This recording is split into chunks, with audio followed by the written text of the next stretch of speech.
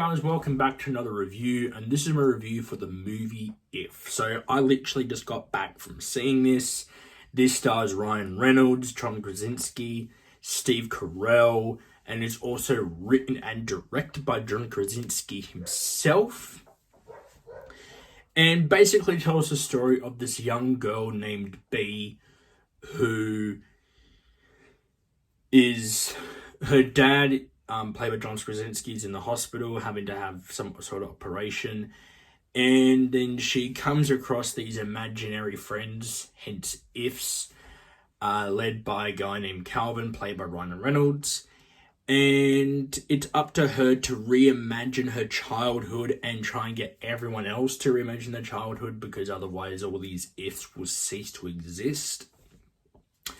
So she teams up with Cal, and together they try and get everyone who these Ifs originated with to, well, reconnect with them.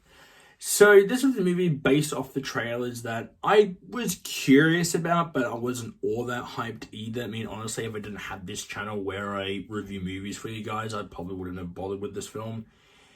But the more it got advertised, the more curious I became, and I was like, okay, I have to see it.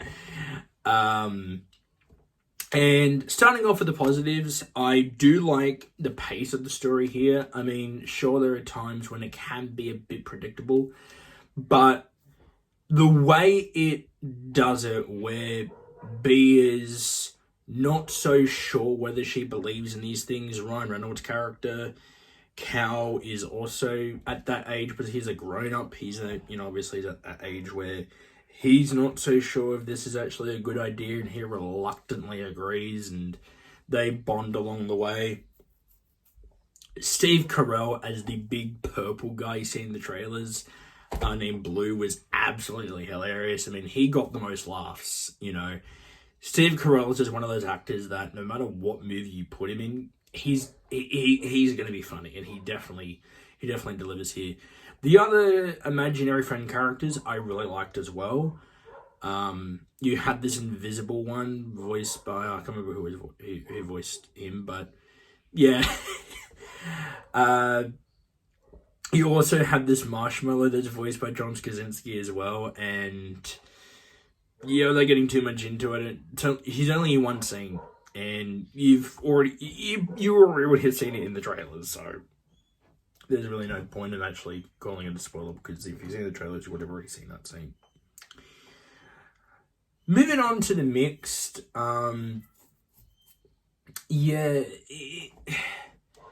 it does have, as I said, this leans maybe towards more of a kids movie than a kids family movie, which is fine.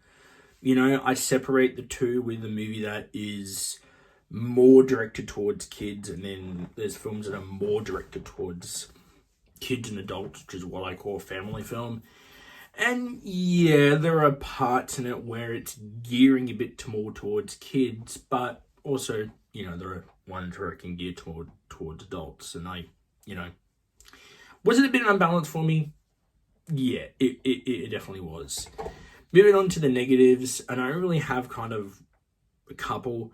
One is that, the humor is a bit of a hit and a miss at times, and of course you have that scene where you think a character's gonna go away, and it doesn't stay in there for too long, thank goodness, but it's just one of those cliches in movies that bugs me. But overall, If is definitely a big recommend. I mean, this is not getting a whole lot. I think it's below 50% on Rotten Tomatoes, so it's definitely a movie that I am going to defend. Seriously, if you're seeing the trailers, you think it's going to be fun. Kids are going to love this. Adults will have a fun time too. Even me as a 24-year-old, almost 25, I had a fun time with it. So I'm going to give If a B+. Definitely check this out. Support it.